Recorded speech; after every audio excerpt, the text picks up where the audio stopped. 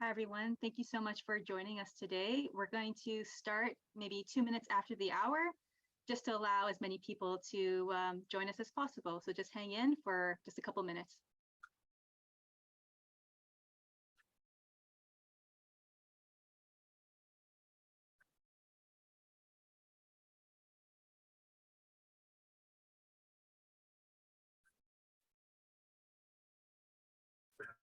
Looks good.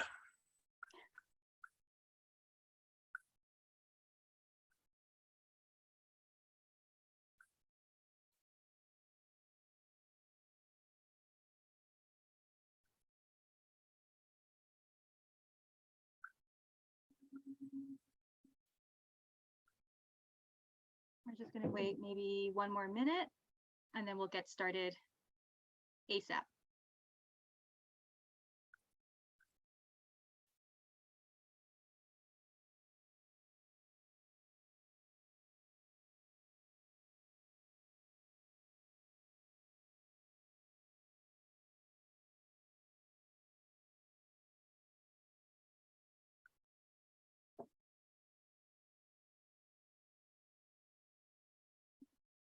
All right.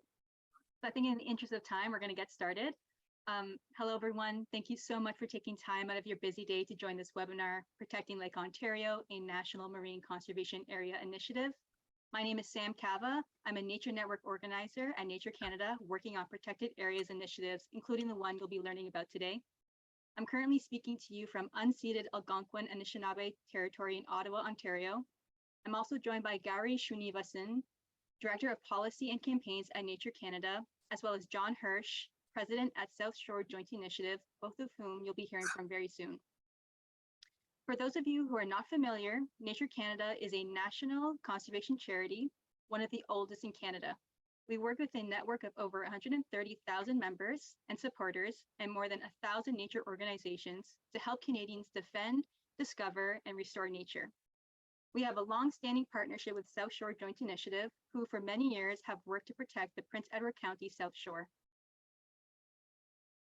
So we're here today to tell you more about the urgency and opportunity to protect Lake Ontario through a National Marine Conservation Area, or NMCA for short, and invite you to be part of making this happen. Here's the agenda for today's webinar. I will be starting off with a bit of an introduction, followed by a more complete overview of the opportunity by Gary. Then John will be speaking about Eastern Lake Ontario and why it's such a special area that would benefit from greater protection. And to end off the webinar, I will be providing you with details on how to take action, because your help is crucial, followed by your opportunity to ask questions. If questions arise during the webinar, feel free to type them into the Q&A box at the bottom of your screen, and we'll answer them right at the end. So I think it's safe to assume that many of you were drawn to this webinar because of your interest or even passion for Lake Ontario and the Great Lakes as a whole. And since I'm all about transparency, I need to make a quick confession. Prior to joining Nature Canada and thrown into the world of freshwater protection, I'm embarrassed to say I knew little to nothing about the Great Lakes. My very narrow-minded perception of the Great Lakes were that they were just vast bodies of water with not much going for them. In Lake Ontario specifically, well, let's just say I did not have glowing reviews. However, my previous uninformed opinions about the Great Lakes, especially Lake Ontario, could not be further from the truth. Through working on this campaign to establish an NMCA in Lake Ontario, I have had the pleasure of engaging in a multitude of conversations with individuals and groups from various sectors, and how incredibly important this marine ecoregion is, not only to wildlife, but to human livelihoods as well. Thousands of native species, globally rare plants, animals, and natural communities rely on the Great Lakes ecosystem, and it provides drinking water for millions of people in Canada and the US. These are just a few reasons why the Great Lakes are so great. My takeaway is this: the Great Lakes are a national treasure and a vital waterway and freshwater resource for Canada, and protecting it should not be an option, but a necessity. And it's time for Lake Ontario to receive some much needed love and respect. Beyond the incredible ecological values of the lake, supporting organizations of this campaign have opened my eyes to the many other aspects of Lake Ontario I did not know about previously. For example, did you know you can surf in Lake Ontario? Here I am, post-surfing lesson with Maddie LeBlanc, professional athlete and manager at the Toronto-based surf shop called Surf the Greats, who have been an amazing supporter of this campaign. How about diving for shipwrecks? Did you know there are hundreds of sunken ships that lie on the bed of the lake, many of which are waiting to be discovered? Ken Fiegelman of Deep Quest 2 Expeditions, another supporter of this campaign, will be uncovering more sunken history this summer. We look forward to engaging with and learning from many more organizations and individuals, like the many of you here, throughout this campaign. So we can't talk about the heritage of Lake Ontario without speaking to and recognizing the history and ongoing presence of Indigenous peoples across this marine ecoregion. Indigenous peoples have called the lands around and the waters of what is now known as Lake Ontario home since time immemorial. The movements and migrations of Indigenous communities in and out of this landscape have been shaped over time by wampum agreements, confederacies, amalgamations, colonization, conflict, disease, displacement, and treaty making. This complex history results in a myriad of interests and deep continued connections for Indigenous peoples to the lands around the waters of Lake Ontario, of which they continue to celebrate and safeguard through various means like water walks, similar to the one pictured here. Many Indigenous communities continue to fight for their rights to harvest around and access the lake, but there's an opportunity here to change that and make Lake Ontario a place of reconciliation. In this new era of protected areas establishment, we have an opportunity to learn from our past mistakes and establish new protected areas that respect the rights and support the cultural practices and ways of life of the original stewards of these lands and waters. So with all this being said, what is the opportunity here? The economic, cultural, and ecological values associated with the Great Lakes are indispensable and yet remain largely unprotected. However, there is an emerging opportunity for positive action and contribute to the federal government's effort to protect 25% of land and water by 2025 and 30% by 2030, as well as their goal of creating 10 new NMCAs in the next 5 years. We are pushing for the collaboration between the federal and provincial governments in close partnership with First Nations to advance the establishment of new national marine conservation areas in the Great Lakes, starting with Lake Ontario. And to speak more about this opportunity in Lake Ontario is Gary Srinivasan, Director of Policy and Campaigns at Nature Canada. Take it away, Gary. Great, thanks, Sam. You can go to the next slide. As Sam has mentioned, given the federal government's commitments to expand protected areas across the country, the national call to support reconciliation and Indigenous land conservation, and the urgency of protecting the fresh water that we all depend on, we do have an enormous opportunity now to look at how to better protect the waters of the Great Lakes.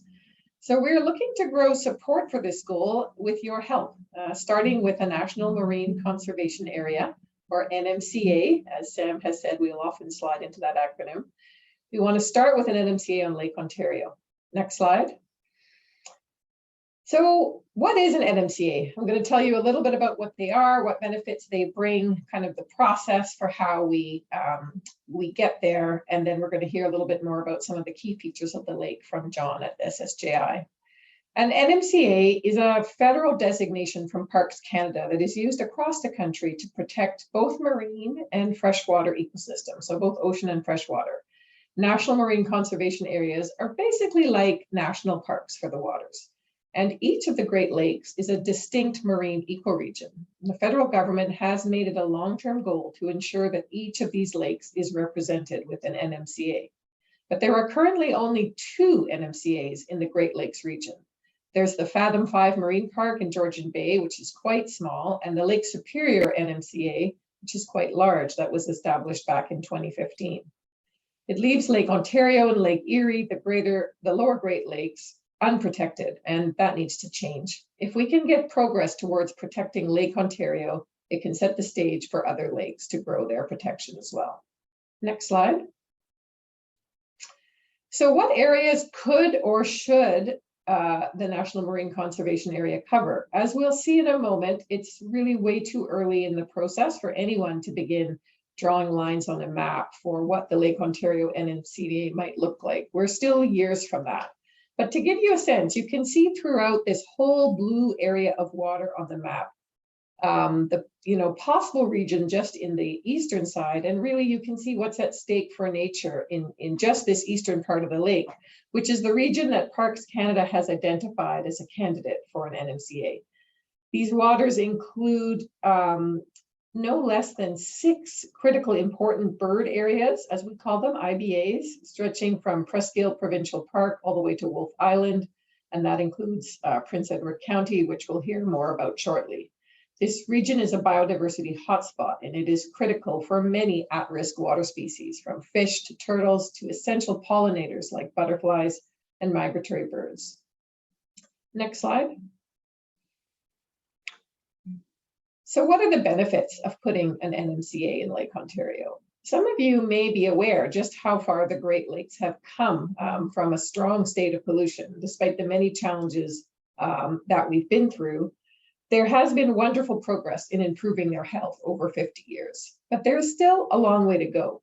And we know that most Ontarians live on the Lake Ontario basin, so it's really a system under pressure. It's pretty important that we need to lock in the progress that's been made to date to improve these waters, but then move to ensure their long-term protection.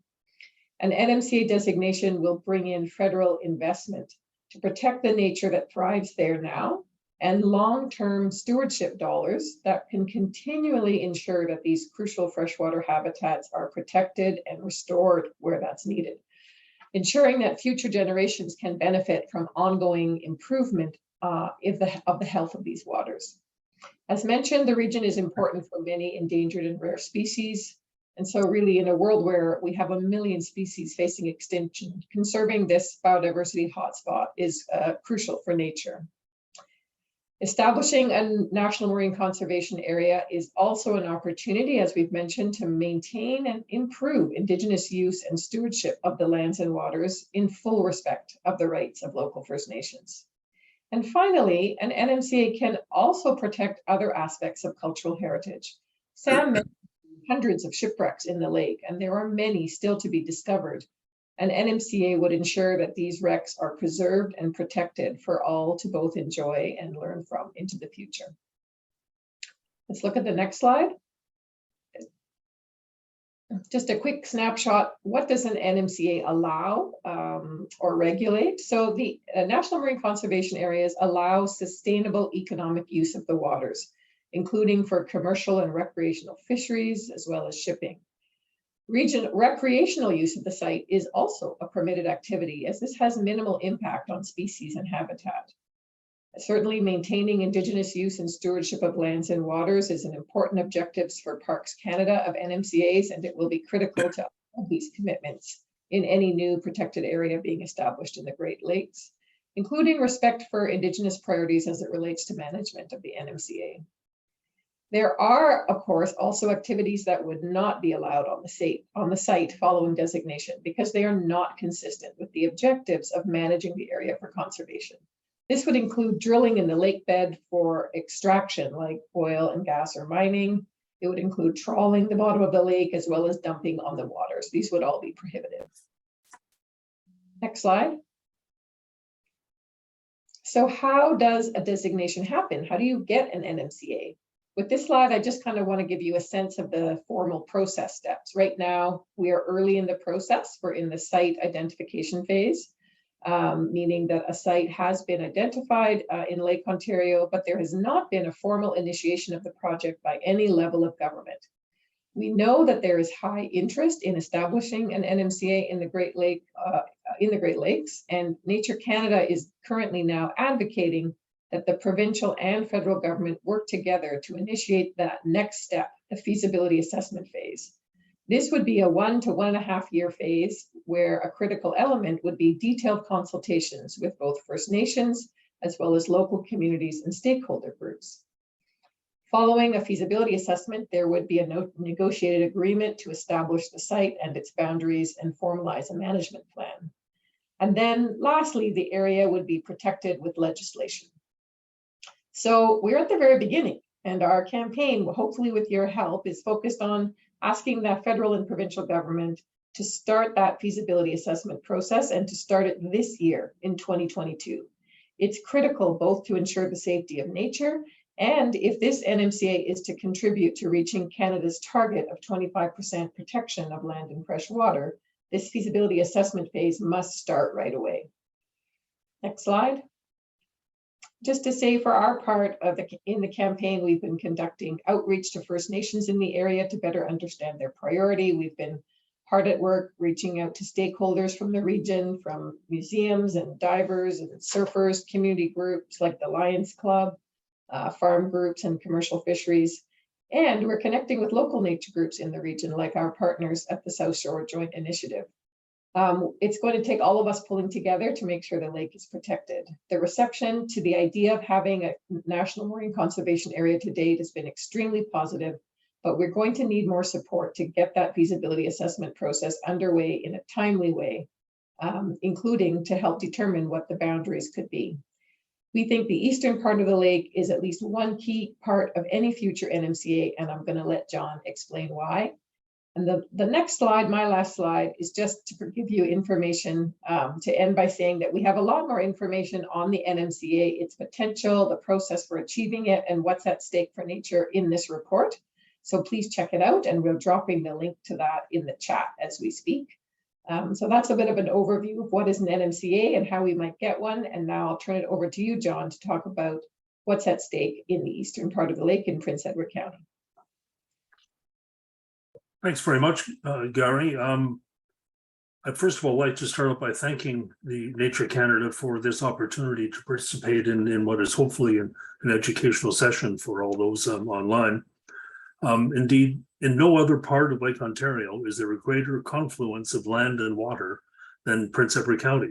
We have 527 kilometers of shoreline on Lake Ontario, which is certainly greater than any other municipality of interest. So next slide, please.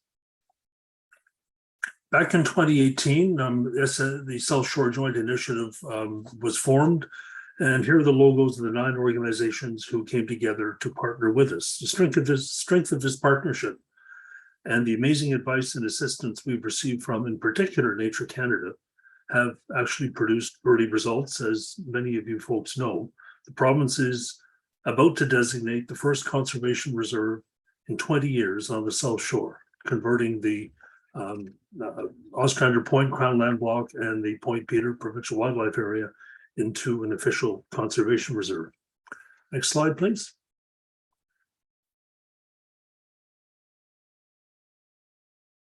So when we started South Shore Joint Initiative, of course, you want to have a vision and a mission, and we recently revised those. So the vision now currently is a permanently protected Prince Edward County South Shore where together biodiversity and people thrive. We need to recognize that human beings are part of biodiversity too. Next slide. And our mission is to educate and advocate for the protection, preservation, and restoration of the South Shore lands and waters. Quite appropriate, since we're talking today about an NMCA. And the next slide. So why save our South Shore? Well, in Southern Ontario, biodiversity loss is at its greatest, and conservation opportunities are extremely limited. Prince Edward County's South Shore is the last major undeveloped shoreline on the north shore of Lake Ontario. So protection of the South Shore is vital to maintaining natural habitat. We are home, after all, to 39 species at risk, and protecting the South Shore helps to provide an important contribution to biodiversity and mediate the effects of climate change. And it is, of course, a critical migratory bird flyway. Next slide. So on my map, which kind of follows on from the larger one that Gary showed, here we're looking really at the map of the Prince Edward County South Shore. So that purple outline is the outline of the waters which form part of the important bird and biodiversity area. The landmass is essentially all of the South Shore south of Army Reserve Road. And on the map, you can see the areas which are already protected in terms of land.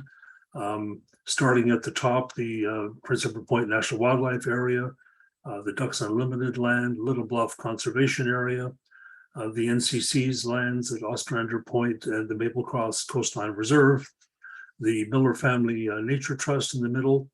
And then the two orange blocks are about to become the, we don't know what the name's going to be yet, but hopefully something like the South Shore Conservation Reserve. So much of the land is becoming protected, and I would say that the waters are next. Next slide, please.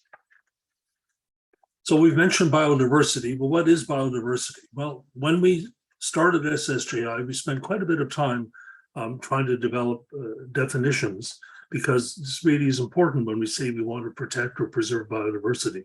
And this is what we came up with. Biodiversity is the variability among all living organisms, from the microscopic to the visible, and the ecological network of which they are part. This includes diversity within species, between species, and of ecosystems. This interdependence of all living things, including humans, supports life on Earth. Human well-being and the survival of all species are intimately linked to healthy ecosystems.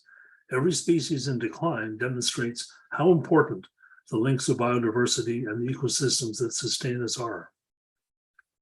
So this definition, certainly at SSJI, this guides all of our efforts in respect of education, participation, and advocacy. Next slide. So that brings us to the relationship between land and water. We're all familiar with conservation areas, reserves, parks, etc., but not so familiar with the surrounding water. Hence, this whole initiative to create national marine conservation areas. Lake Ontario was one of the least protected Great Lakes. The eastern basin of Lake Ontario, which has been prioritized for protection by Parks Canada, has critical conservation values, including for species at risk, migratory habitat, and ecological connectivity for adjoining terrestrial areas and the wider dynamic freshwater system of the North American Great Lakes. Next slide. So why is our IBA so special? We all know that it's really special, but a good way to look at this is the work that the Ministry of Environment, Conservation and Parks did, the scientific work, in determining whether the two Crown land blocks would be good candidates for conservation reserve. So they work with 5 criteria: ecological features, geological features, Ontario's cultural heritage, and recreation. And they do a scorecard for each of these 4 criteria, sorry. Having gone through this process, we now know how it works. I'm going to talk a little bit about the ecological and geological features aspects. Next slide. So ecological criteria for conservation reserves are rated in terms of representation, condition, diversity, ecological function, and special features. And you get a report card on each one of those. In terms of representation, they have determined that our landform and vegetation communities are underprotected elsewhere in the eco district, therefore in need of protection. In terms of condition, the presence of large intact areas of alvar, wetland, and shoreline continue to offer high ecological value, and obviously that needs to be preserved. In terms of diversity, the area supports moderate to high diversity at the species and landscape scale relative to other existing protected areas. In terms of ecological function, our region, our lands are the second largest among existing protected areas within the eco district, with more than 12 kilometers of undeveloped Lake Ontario shoreline between the two Crown land blocks, several hectares of wetland, some of which is provincially significant, connectivity with other natural areas, and of course, Prince Edward County South Shore is a very important bird area for migration, stopover, breeding, etc. In terms of special features, species at risk, of course, are key. We have rare alvar communities, provincially significant wetland, provincially significant candidate ANSI, and of course, the important bird area as defined. Next slide. In terms of the geological features, we score well in terms of earth science. The evaluation determined that the sites are good candidates for protection under the Provincial Parks and Conservation Preserve Act, as they contain regionally significant earth science features, like notably the limestone shelves, again, where the land meets the water. Next slide. So now if we turn to some of the aspects that Nature Canada has looked at in the report, which Gary mentioned, and I really encourage everyone to look at this because this material is largely drawn from that. We need to look at a number of systems like the local terrestrial ecosystem, the land system, the local aquatic ecosystem, restoring and rehabilitating native fish species, support for species at risk, protecting migratory bird habitat, and building ecological connectivity. So in terms of the local terrestrial ecosystem, the area supports many ecologically significant features, including globally rare and imperiled albars. Those are those areas of flat limestone or dolostone bedrock with thin or no soil that sustain rare ecosystems and tiny plants that are of great interest. And the world's largest freshwater sandbar and dune system located at least in part in Sandbanks Provincial Park.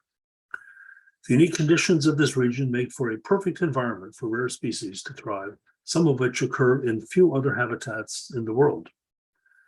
In terms of the local aquatic ecosystem, the shallow waters of Lake Ontario's near shore zone are the most biologically diverse and productive in the lake, providing critical feeding and reproductive habitat for a multitude of species.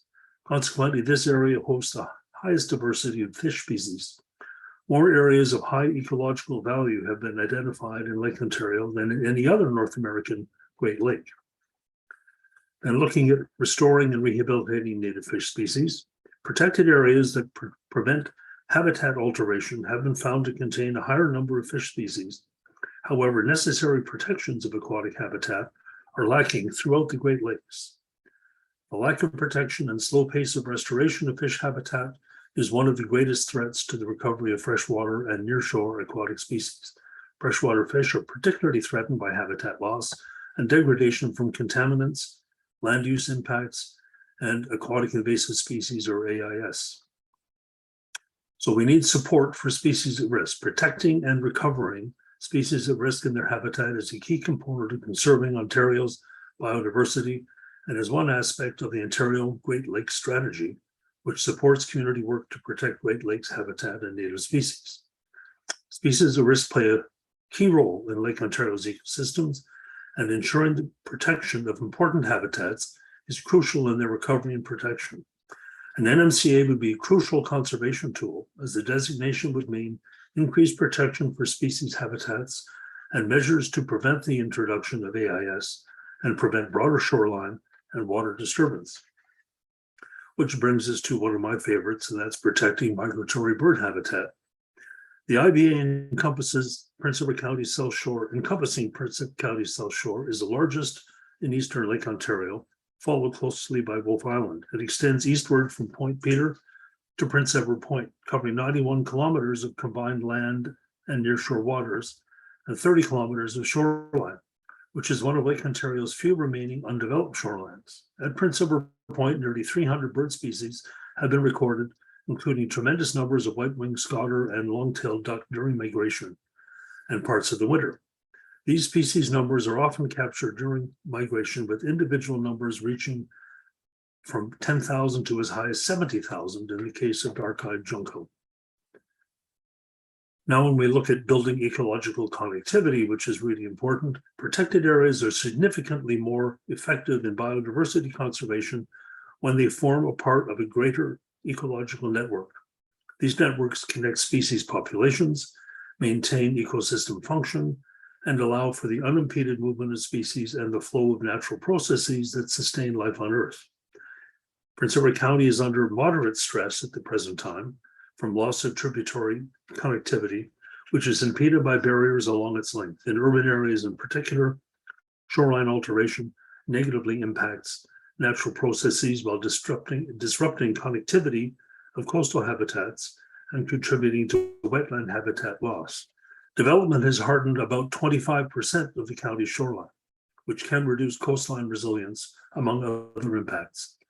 Addressing these drivers of loss of habitat connectivity and coastal habitat degradation by designing terrestrial protected areas to integrate the needs of freshwater species can enhance freshwater conservation without compromising on terrestrial protections.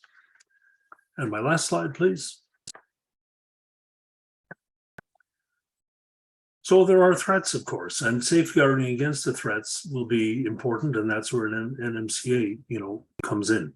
So key threat would be the possibility of over-industrial development in the lake.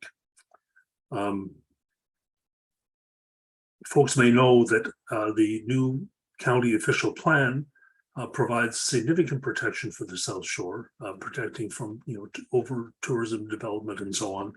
But there is still a tremendous amount of designated shoreland which is open for tourism and resort development.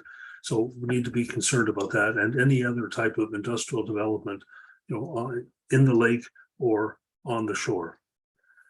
And of course, climate change is a threat to virtually everyone these days. The news is certainly full of what the effects of climate change are. And we see that particularly in the county where we end up with devastating, torrential rain events, followed by devastating droughts. And almost every year now, it seems we have serious drought conditions, and this can be blamed on climate change. So those are threats. I'm sure there's more. And what we really look forward to is that a National Marine Conservation Area is going to really assist with the protections that keep these things at bay. So that's all I've got. And I guess later on, Sam, when we get to the questions and answers, I'll be available to help answer them. Great, thank you so much, John. So if what you've heard so far today has inspired you to take action and get involved with this campaign, here are the current opportunities we have for you to do just that.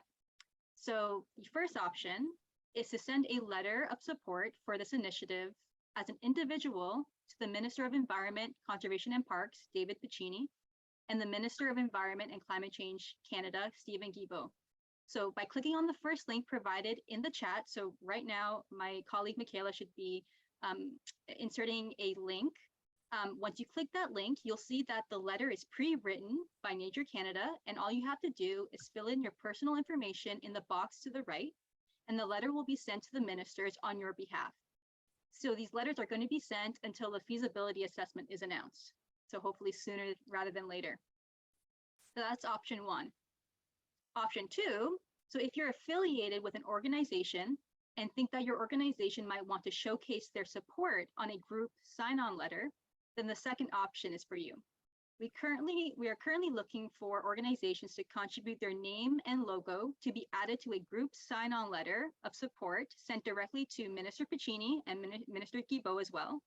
So the second link that Michaela is going to provide to you in the chat will provide you, will take you to a Google form page where you can read the letter. So if you go to the top of the Google form page, you'll see a link to the letter. You can read it first, and then once you read it, you can fill out your organization's information in the Google form, which will then contribute your organization's logo and information to be added onto the sign-on letter. The deadline to fill out this Google form and contribute your organization's logo and name to the sign-on letter is next Wednesday, August 3rd. And so these links will be sent to you via email for your convenience after this webinar. So if you don't get it down now, don't worry about that. Just look out for it in the next 24 hours or so. So if we want to see Lake Ontario protected by 2025, we need the help and support of people and organizations like you for the long term, because your voice really does matter in this case. So here's our contact information for your convenience. Please feel free to reach out to any three of us at any time if you have any questions that might not be answered right now. But with that, we're going to take the rest of the time. So we have quite a bit of time to get to some questions in the Q&A. So bear with me here. I'm just going to stop sharing my screen. And I think my colleague Michaela will also put the contact information into the chat as well for your convenience. So I'm just going to go to the Q&A, and I guess we'll get started with some questions. So the first question is, will this be recorded? It will. We'll be sending the recording in the next 24 hours to all participants who signed up.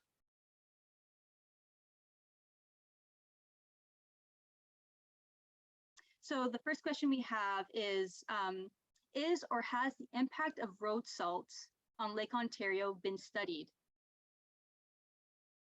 Do any of us have any insights on that, Gary or John?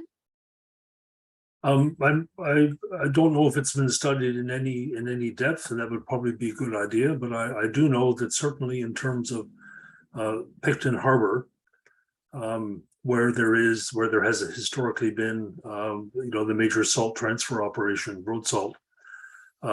Testing has been done by Ministry of the Environment because of complaints about the very obvious entry of salt into the lake there. And what they found was that while there's localized impact right away, like in the very close water to the entry point, it dissipates very quickly, and it wasn't, in their view, really much of a threat. But on an overall basis, if you look at all the entry of road salt into Lake Ontario, I don't know if it's been studied more than that. Great, thank you, John. Yeah, Gary, Sam, yeah, go ahead.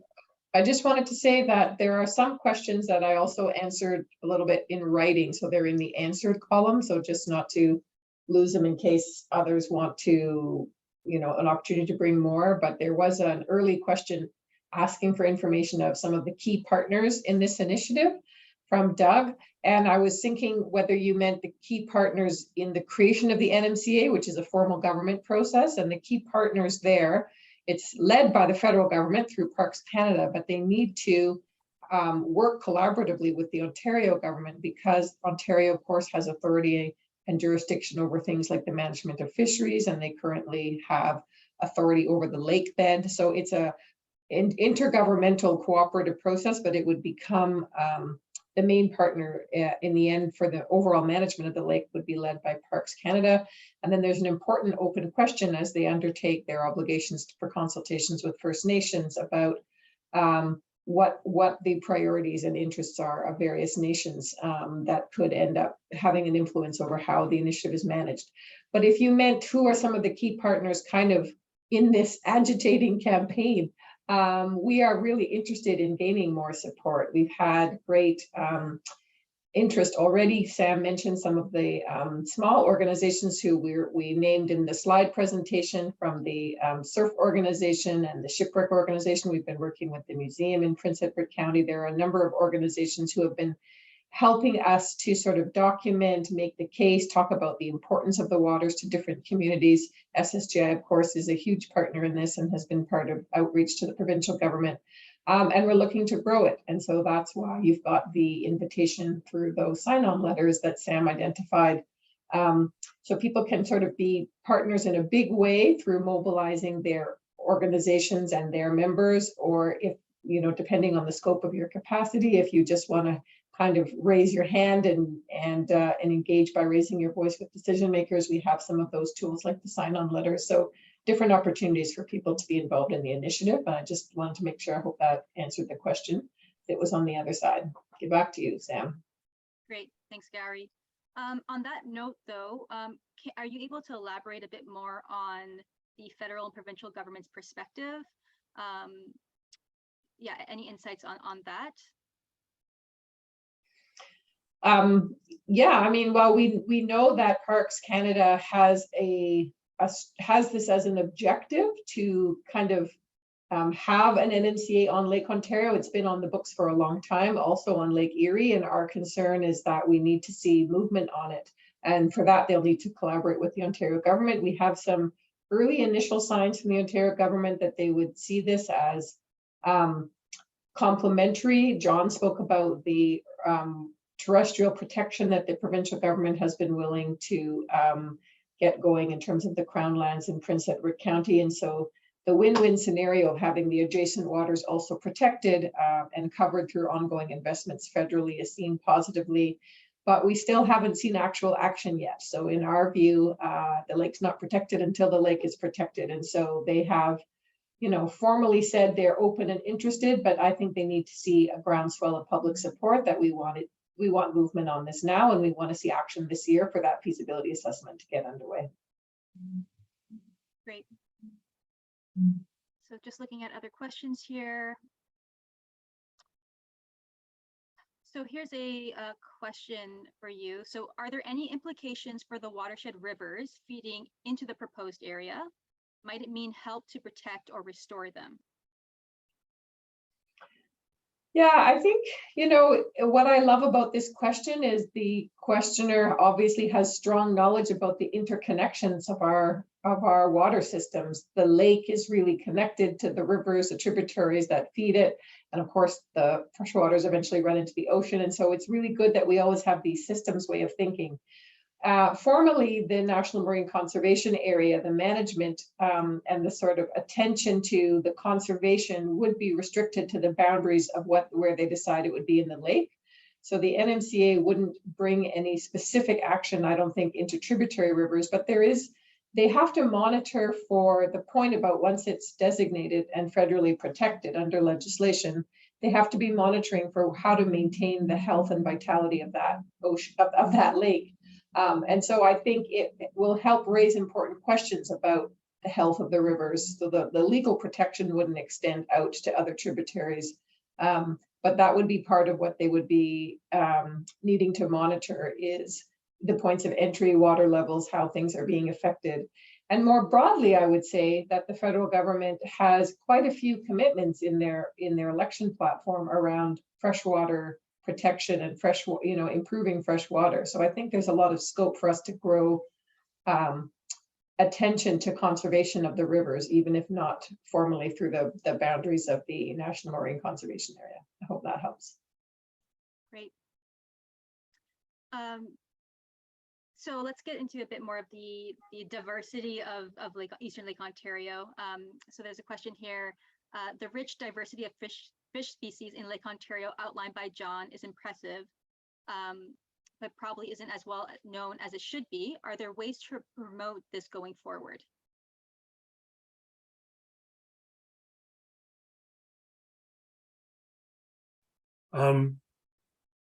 Yeah, I guess, I mean, somebody should, right? We're aware when we talk to scientists of the interesting nature of the east end of Lake Ontario is it goes from being very deep to, as you get to the eastern end of the county, quite shallow. And that's the reason for the shipwrecks caused by the famous Marysburg vortex and so on.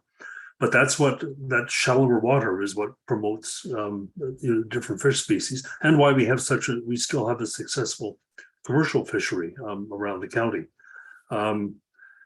Should there absolutely be more education done for people as to the nature of the fish species and what they are and so on, and maybe that can be part of this, a developing part of this campaign. There was an earlier question I noted too about what is the impact of warming water, and that warming water affects fish species. I know I can't remember the names, but what we're seeing is some species just don't do so well as the water gets warmer, and other species, of course, come in and populate the area because they prefer warmer water, and that is happening now, which is, of course, the climate change effect. Great. And John, just to keep on SSJI related things. So a question from Neil is, are any of SSJI organizations participating in community-based citizen science monitoring initiatives in addition to bird surveys? And he gives the example of water quality monitoring for streams and drains. I guess the answer is yes and no. Certainly, Prince Edward County field naturalists undertake bioblitzes. Virtually every year there's a bioblitz done and documented, and that essentially takes an area of the South Shore or the county and documents numbers of species of plants and animals and birds and insects and so on. In terms of the water, there really isn't much in terms of surveying going on now. I know that Quinte Conservation does some water studies because they're concerned about the amount of phosphorus getting into the lake. And that was another earlier question too about what is the impact of streams and rivers coming into the lake. And conservation areas have been pretty successful in their campaigns to reduce phosphorus getting into the watersheds. But yeah, there's probably a great need more work on surveying streams and their contents. Great, thanks, John. Turning to more political questions. So we have a question from Roger. He says, we have a municipal election coming this October. Do you have any allies among the candidates or indeed any opponents? Sure, lots of allies. I mean, the current council has been pretty much pro-environment. In fact, you folks from Nature Canada presented the NMCA some weeks ago to council and got quite a positive response. Who knows what happens in the coming election? So I'm not aware, when I look at the list of folks who are running so far, I'm not aware of anyone who would be, who'd be opposed to this. But I can say that SSGI will be organizing a number of all candidates meetings with an environmental lens. In other words, the questions will be about the environment, and NMCA will certainly feature in those, and that will give candidates an opportunity to say where they stand.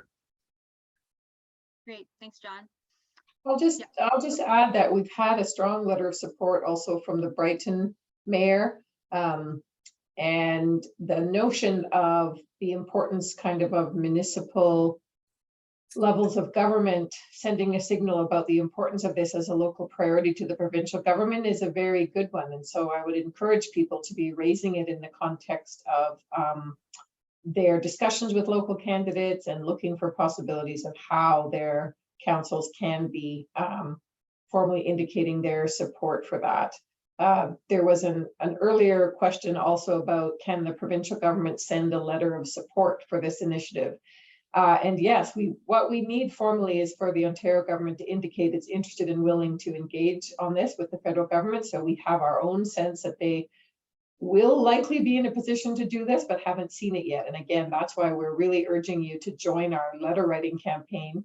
The two ministers that Sam named, for those of you in the know, you're probably very aware, but just to be clear, Stephen Guilbeault is the federal environment climate change minister, and he's the Minister for Parks Canada. And is the one ultimately in charge of ensuring the process moves forward. Minister Piccini is the provincial minister for the environment. So those two, the provincial and federal ministers for the environment, need to be encouraged to have that formal exchange with each other. And so the letter writing campaign that you've seen in the chat asks you as a citizen to urge Minister Piccini to do just that, is to send that signal to the government, to write a letter. They can indicate it in many ways. It will take many meetings, and that's the kind of action that we're looking for. So thanks for asking that question. That was Paula. If I could just add that David Piccini is a huge fan of the Conservation Reserve. I mean, he's been to the county a number of times.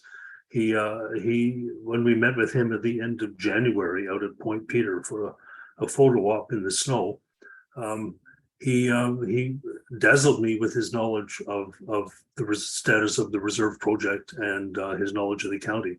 And in discussions that we've had with him about the NMCA, he has expressed support, but that was just before the election and the provincial election. And hopefully now, as Gary said, the need of this is to get enough letters on their tables that they realize it's an important issue, and we'll move it forward. Great, thank you both. I think this is a great question because maybe a lot of people do have this confusion with DFO's role in all this.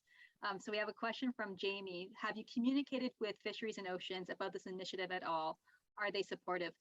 Gary, if you can just take time to clarify what DFO's role is in this or not in this.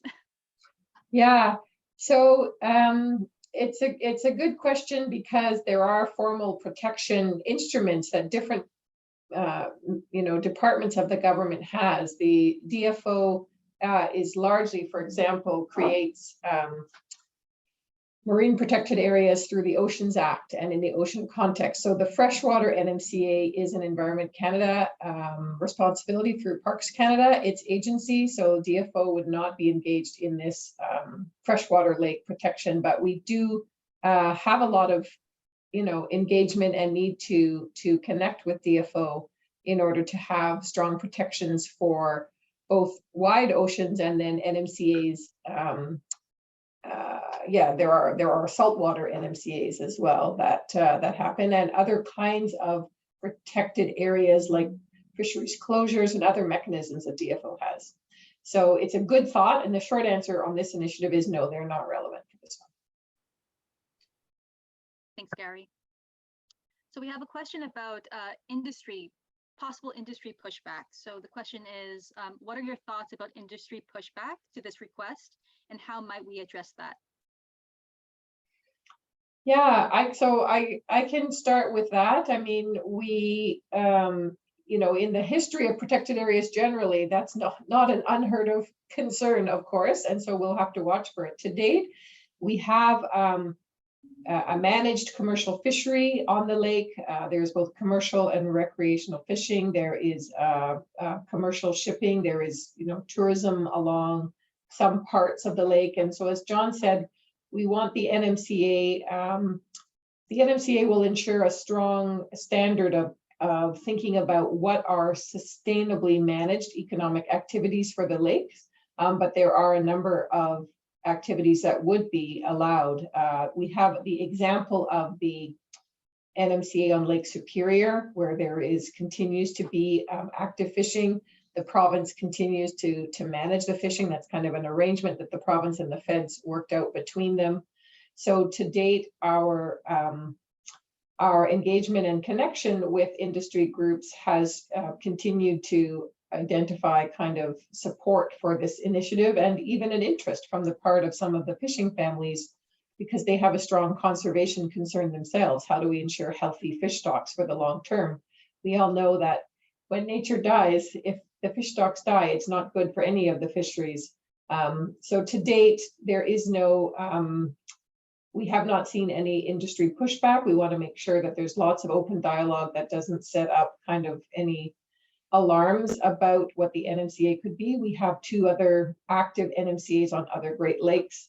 But at the end of the day, yeah, we'll have to see what issues emerge, and we will need to be vigilant to ensure that the ecological integrity and kind of the long-term health of the lake that serves all species, including humans, is what's managed as the primary objective. And that is the advantage of an NMCA, because it creates a legislative context where the formal purpose of the NMCA is conservation, and everything else has to be managed through that lens, including economic activity.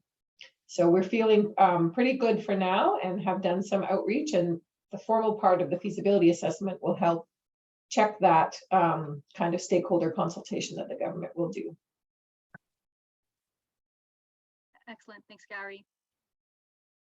So this might be a question for John or Gary, but Thomas asks, could we also work to get bird habitat here recognized and protected under the Migratory Bird Convention Act? So I should know the answer to that question, and I don't really. It's certainly worth looking into.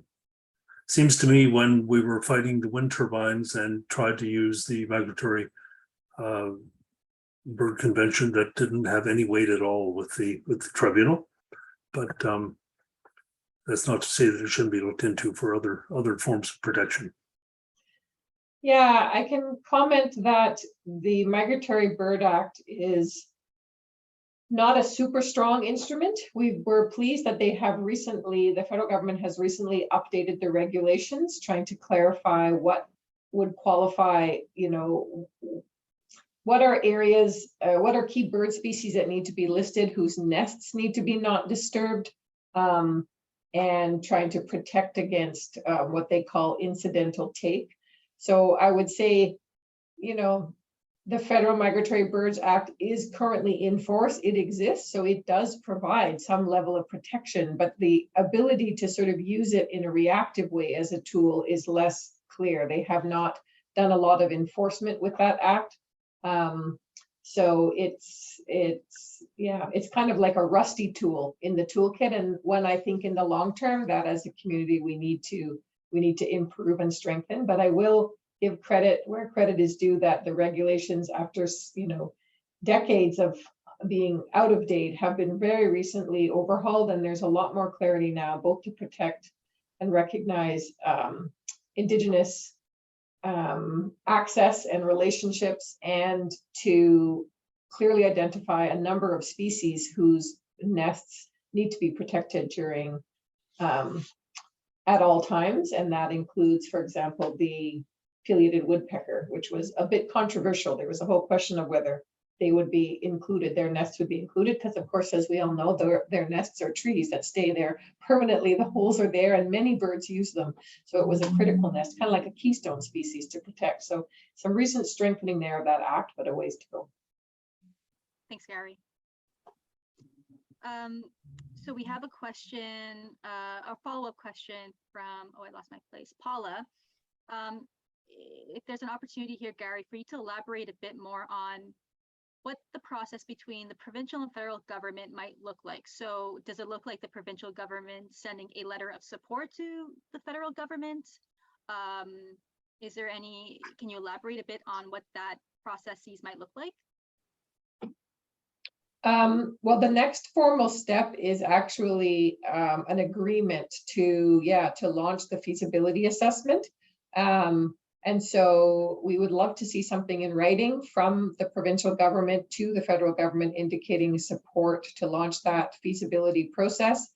Farther down the road, there's the, what the provincial government support looks like changes quite a bit through those different phases of the establishment of the NMCA.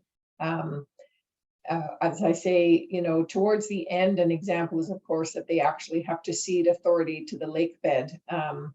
But we have precedents for that. But the short-term thing, what do we want to see is meetings between the two ministers. They've had an initial conversation, and we'd like to see a letter that goes from the Minister of the Environment in Ontario to the federal government. And so there's a whole level of interactions that have to happen between the department level and the political level. So I don't want to over summarize, like there's only one thing they need to do. It'll be a process of ongoing communication, but the easy way to think about it is if we can send in letters urging them to work together, they will know the specific actions they need to take, but a concrete written letter is a good example of that. So you can always amend your letter to say, please write to Minister Guilbeault and indicate you want to get a move on with this process. But the letter that we've set up provides a bit of details now on the kind of the asks that we have for both ministers. Great. And I think that's a great way to end off the question and answer. If we weren't able to get to your question and answer, again, feel free to reach out to Gary, myself, or John at any time. You have our contact information. But with that, I want to thank you so much for your participation today. I hope you left feeling inspired and eager to get involved with this campaign. If you have any questions about the take action options, please contact me. Again, look out for an email with all that information, the opportunity for those sign-on letters in the next 24 hours or so from me. But until then, I'm wishing everyone a great day. And again, thank you so much for participating. Have a great day. Thanks all for coming out. Thanks, everyone.